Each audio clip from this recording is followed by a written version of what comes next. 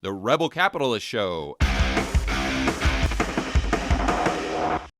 Davos with the World Economic Forum, the global elite meeting there, and how they are manipulating the car industry to try to kind of influence consumer behavior in a certain direction, possibly the direction they want to go for, let's just say 2030 agenda or whatever it is. Can you get into the weeds on that? Well, sure. And I start by using a different word than influence, which is kind of a benign thing. I'm all for presenting people with pros and cons and alternatives and letting them make a decision based on whatever happens to suit their situation best. Well, what's more accurate, a more accurate word to use to describe what's going on is that they're trying to force everybody Right. into a particular mode of transportation, and that's the word that they like to use in lieu of driving. And so essentially what that means is they want to get you out of your personally owned car. And they've been talking about this behind closed doors for many, many years, but now they're talking about it openly because I guess it's become so obvious there's no point in even trying to deny it anymore. And one mechanism for doing that is this electric car thing, which has been aggressively pushed to the front of the stage now, allegedly in the name of curtailing carbon emissions. But Right. if you dig into that, you find out that that's actually, even if you accept the whole climate change thing, the electric car is not the solution to climate change. They're energy hogs and they use a lot of electricity. Where does most of the electricity, at least in the United States, come from? Well, it comes from burning coal, oil, and natural gas, which creates a whole lot of carbon emissions. And proportionately speaking, electric cars use much more energy in an equivalent pound for pound basis than a gas powered car does. A typical electric car has about 1,000 pounds of batteries. Someone posted something on my site about this today that I thought that was really informative or got me thinking about it. Think about how far you could go on the equivalent of 1,000 pounds of gasoline. Versus how far that 1,000 pound battery pack is going to take you. A typical electric car has about a 250-mile best case range. So that's what you get for 1,000 pounds of batteries, as opposed to, let's see, about 3 or 4 gallons of gas in an economy car will take you that same distance. And they know this. And this is where it starts to get into the dark territory.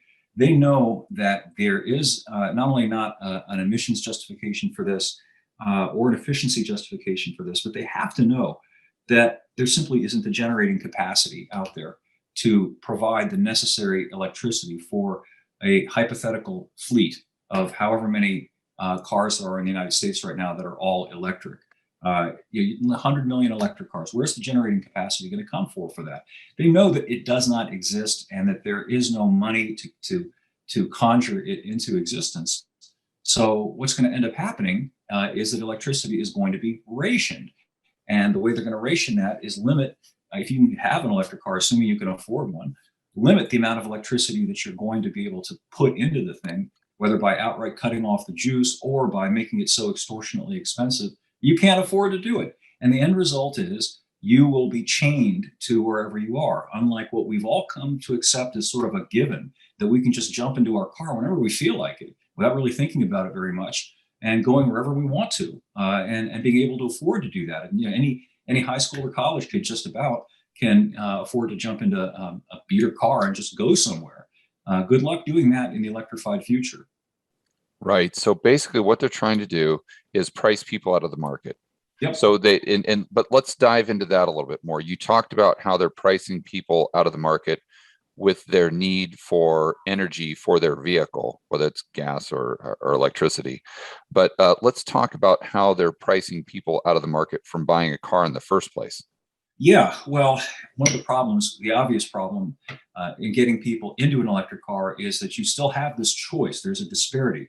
You can go out right now and you can buy a brand new non-electric basic car for $20,000 or less, as compared with the Yeah, you and Tom, I think we're talking about one at like 15 grand. There are a number of cars that fall into that category. A Nissan Versa starts out around 15, a Hyundai Accent around the same. There are a number of cars. You get a Corolla, a little bit nicer, a little bit bigger for about 17,000, 18,000 bucks. The least expensive electric car is the Nissan Leaf, which is about $30,000.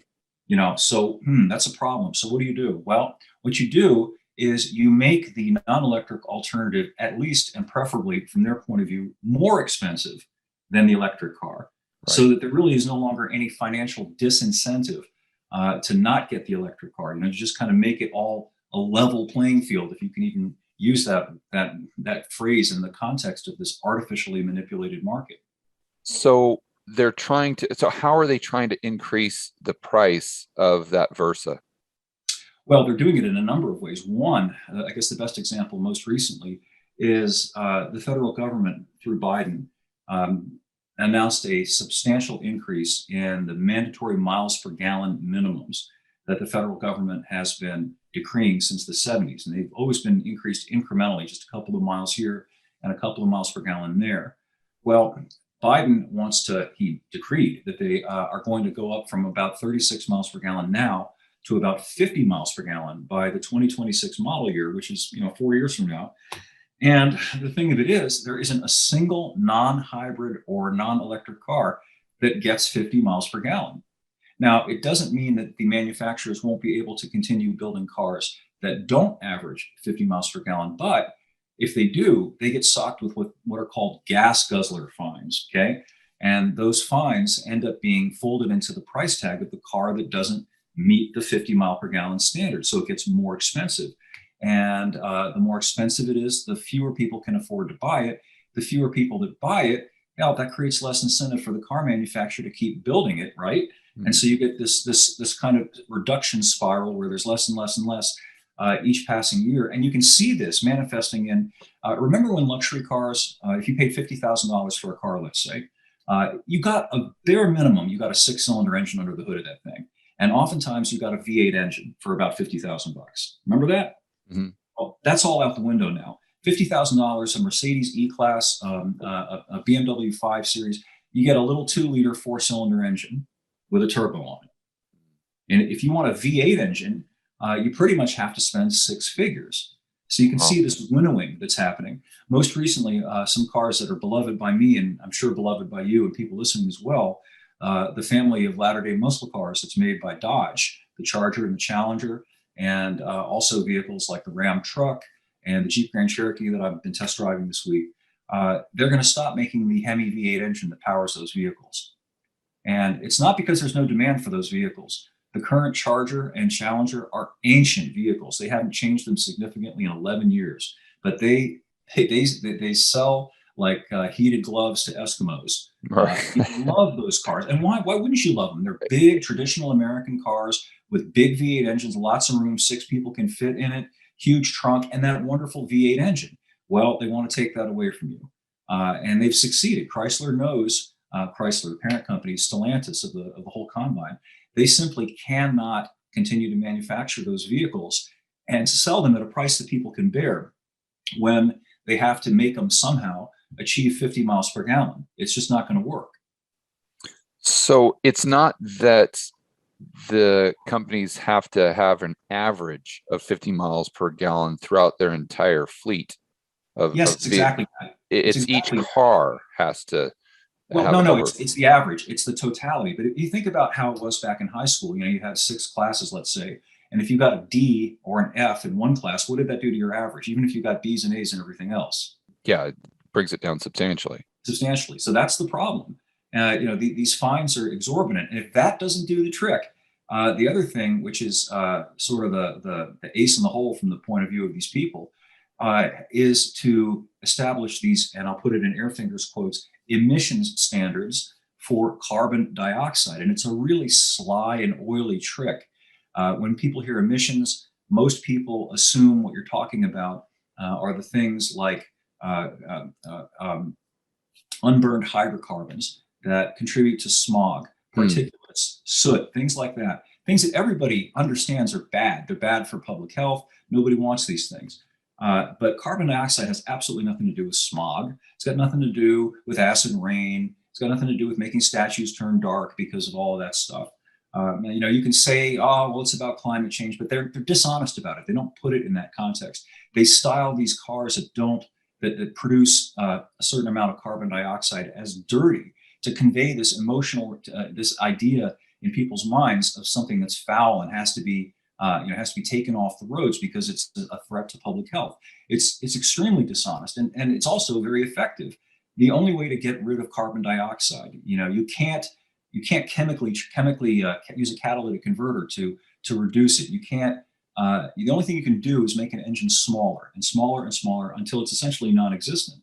And that's why you're seeing tinier and tinier engines. There are a number of SUVs running around, big SUVs, 5,000-pound vehicles that have 2-liter engines in them. It's the craziest thing. They managed to maintain the power by putting on a turbo.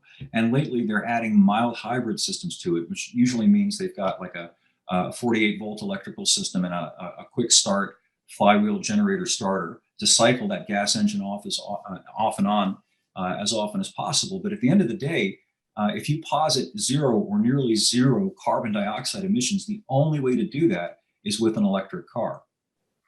Okay, so let's just kind of walk through the average viewer, listener who might not know a lot about cars, and they could be listening to this and saying, well, Eric, that doesn't sound that bad to me, because when you're talking about them with an SUV that's got a 2-liter engine, it's burning a lot less fuel through using a battery pack and this hybrid system. Well, I mean, that's kind of a win-win, right? Because they're having to buy less gas, and therefore, and plus they're polluting the air less. To what degree, that's up for debate, but it's less, so that's better. So why is that not a good thing? Because what I'm trying to do here is I want to walk them through a cost benefit analysis. Those might be the benefits, but what are the costs? That's the argument that the government puts forward. They'll say, we're going to pass this edict that raises the mandatory fuel economy average to 50 miles per gallon. You're going to save so much money on gas. They don't tell you is how much you're going to spend to save all that money. Right. Nothing's free in this world. And in order to get a drivetrain that gets 50 miles per gallon, you're talking about a hybrid drivetrain, generally speaking. They've outlawed diesels, so the only way you can do it with a gas engine is with a hybrid drivetrain. So now you've doubled the complexity of the drivetrain. Literally, you now have 2 drivetrains. You have a gas engine, and you've got a battery pack, big battery pack. You got electric motors, usually there are 2, and all the peripherals that go along with that. They're not installing that for free. That substantially raises the price of the car. And if you want to look at about how much that is, compare what the cost of a typical hybrid car, like say a Prius, is with something that's otherwise comparable, that's about the same size, that's roughly about the same power, and you'll see that the price differential for the hybrid is about $4,000 to $5,000. It's a big chunk of money. How much gas would you be able to buy with that?